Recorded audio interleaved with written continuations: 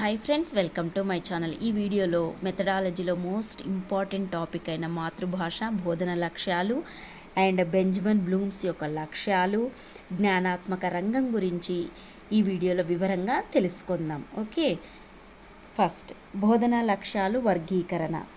ప్రథమ ద్వితీయ భాషగా తెలుగు బోధనోద్దేశాలు. వ్యక్తి అవసరాలు, సామాజిక అవసరాలు, ఎంపిక చేయబడు పాఠ్యాంశాల దృష్ట్యా బోధన గమ్యాలు, ఉద్దేశాలు, లక్ష్యాలు అనే వర్గీకరణతో నిర్వచించే ప్రయత్నం చేసింది ఎవరు అంటే బెంజమిన్ బ్లూమ్స్. ఇతడు అమెరికన్ విద్యావేత్త. లక్ష్యాధార బోధన నిర్వహించుటకు ఒక ప్రాతిపదికను ఏర్పాటు చేసుకొనుటకు 1948లో బోస్టన్లో జరిగిన అమెరికన్ సైకాలజికల్ అసోసియేషన్ సభలో నిర్ణయించారు.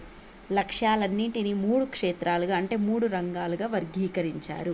విద్య ద్వారా ఆశించే ప్రధాన ప్రయోజనం ఏంటంటే విద్యార్థుల మూర్తిమత్వ వికాసం. అభ్యసన ప్రధాన ఉద్దేశం విద్యార్థి మూర్తిమత్వ వికాసం. మనోవిజ్ఞాన శాస్త్రజ్ఞులు మూర్తిమత్వ వికాసాన్ని 3 రంగాలుగా విభజించారు. ఇది చాలా ఇంపార్టెంట్. ఎన్ని రంగాలుగా విభజించారు? 3 రంగాలుగా. 1 జ్ఞానాత్మక రంగం, నెంబర్ 2 భావావేశ రంగం, నెంబర్ 3 మానసిక చలనాత్మక రంగం. జ్ఞానాత్మక రంగం కాగ్నిటివ్ డొమైన్ హెడ్ అన్నమాట, మేధోపరమైన ప్రక్రియలు థింకింగ్. అదే భావావేశ రంగం వచ్చేసరికి హార్ట్, మానసిక ప్రక్రియలు ఫీలింగ్. మానసిక చలనాత్మక రంగం వచ్చేసరికి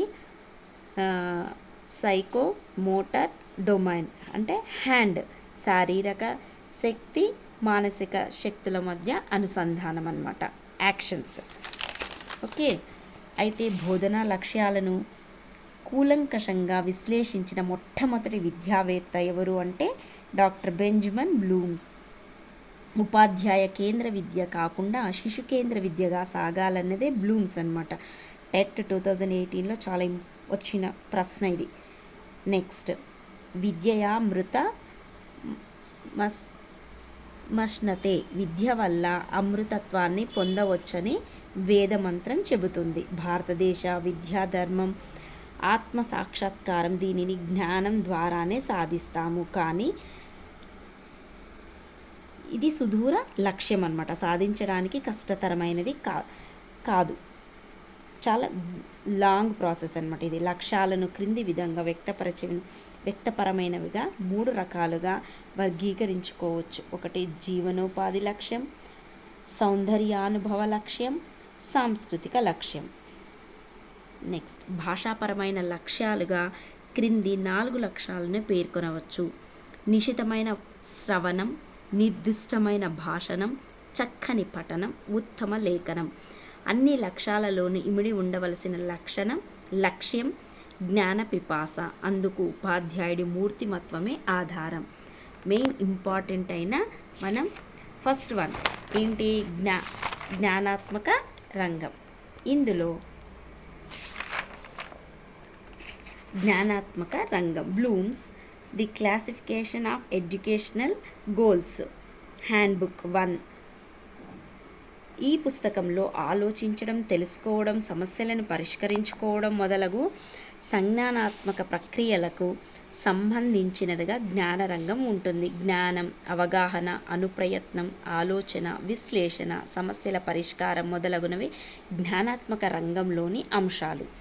కేవలం పాఠ్య విషయాలను తెలుసుకోవడమే జ్ఞాన సముపార్జన కాదు, అది సమాచార సేకరణ మాత్రమే అవుతుంది. తెలుసుకున్న విషయాలను అర్థం చేసుకొని, విశ్లేషించి, వివిధ సందర్భాలలో వాటిని అన్వయించుకొని, వినియోగించి సమస్యల పరిష్కారానికి ఉపయోగించగలిగినప్పుడే జ్ఞాన సముపార్జన జరుగుతుంది. విద్యార్థి అంతకుముందు ఎరుగని కొన్ని విషయాలు కొత్తగా తెలుసుకుంటారు. పూర్వం తనకున్న జ్ఞానం సహాయంగాను, జ్ఞాపకంలో ఉన్న అంశాల ఆధారంగాను కొత్త విషయాలు అర్థం చేసుకుంటాడు. వీటిని పూర్వ జ్ఞానంతో సమన్వయం చేసుకుంటాడు. ఇటువంటి కృషి ద్వారా జరిగే భాషాధ్యయనం జ్ఞానాత్మక రంగానికి చెందింది. ఈ రంగంలో 6 లక్ష్యాలు ఉంటాయి. ఏంటంటే జ్ఞానం, అవగాహన, వినియోగం, విశ్లేషణ, సంశ్లేషణ, మూల్యాంకనం అనేవి బ్లూమ్స్ ప్రతిపాదించిన జ్ఞాన రంగంలోని అంశాలు. జ్ఞానం, అవగాహన, వినియోగం, విశ్లేషణ, సంశ్లేషణ, మూల్యాంకనం. 6 లక్ష్యాలు. నెంబర్ 1 జ్ఞానం, నాలెడ్జ్. జ్ఞానం నుండి అవగాహన ఏర్పడుతుంది. విద్యార్థి తన జ్ఞాపక శక్తి వల్ల తాను తెలుసుకున్న కొత్త పదాలకు, విషయాలకు అర్థము, నిర్వచనం చెప్పవచ్చు, కానీ అది అవగాహన కాదు. 2 అవగాహన, అవరోధము,